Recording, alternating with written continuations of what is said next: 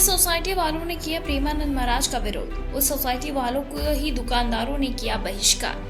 दरअसल बताते चले कि एनआरआई ग्रीन सोसाइटी वालों को सम्मान देने से इनकार कर दिया गया। भारी विरोध के बाद टूटी एनआरआई सोसाइटी वालों की अकड़। सोसाइटी के अध्यक्ष ने खुद प्रेमानंद महाराज से माफी मांगी।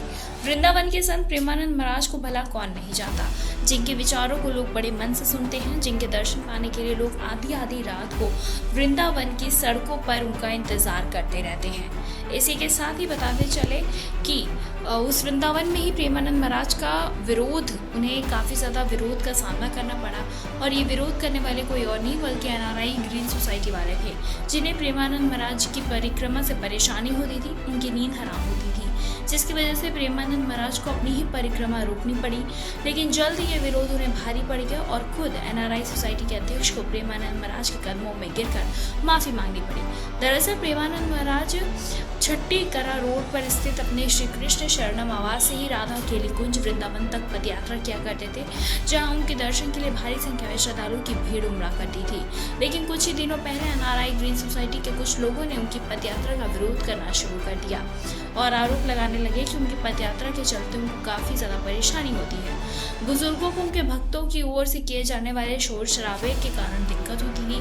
और ये खबर जैसे ही प्रेमानंद महाराज को मिली, उन्होंने अपनी पदयात्रा अनिश्चित काल के लिए स्थगित कर दी, क्योंकि वो अपनी पदयात्रा से किसी को कष्ट नहीं देना चाहते थे। लेकिन जैसे ही ब्रजवासी दुकानदारों को ये बात पता चली, उन्होंने एनआरआई सोसाइटी वालों का ही बहिष्कार कर दिया और अपनी दुकानों पर पोस्टर लगा दिया।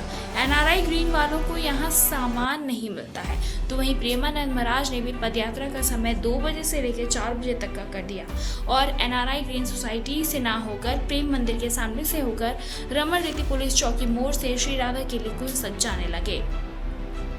ब्रजवासी के भारी विरोध के बाद लगता है कि सोसाइटी वालों की अकड़ टूट गई और सोसाइटी के अध्यक्ष सीधे प्रेमानंद महाराज के शरण में पहुंच गए, उनसे माफी मांग ली और कहने लगे कि कुछ यूट्यूब के बहकावे में आकर लोगों ने बयान दे दिया। उन लोगों को भी इसका बहुत पछतावा है। महाराज जी, मैं आपको 12 से 14 साल से जानता हूँ। मदन मोहन मंदिर के सामने मेरी कार पार्किंग है। 10 साल पहले जब आप हर दिन परिक्रमा देते थे तो मैं हर दिन आपके दर्शन को आता था। भीड़ को देखते हुए अब मेरा आना थोड़ा कम हो गया है।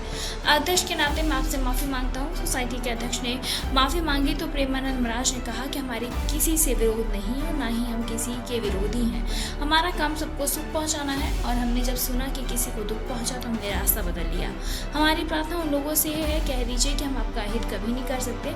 हम सबको सुख देने आए हैं और हम बैर विरोधी किसी का नहीं कर सकते हैं। सोसाइटी के अध्यक्ष प्रेमानंद महाराज के पास माफी मांगने पहुंच गए, लेकिन माफी मांगने से ज्यादा उन्होंने ठिकरा फोड़ते नजर आए और इसी के साथ बार बार ये बताने की कोशिश करते नजर आए कि यूट्यूबर की वजह से सोसाइटी वालों को गलतफहमी हुई, जबकि हकीकत ये है कि किस तरह से प्रेमानंद महाराज की परिक्रमा के विरोध में पोस्टर लहराए गए, ये हर कोई जानता है।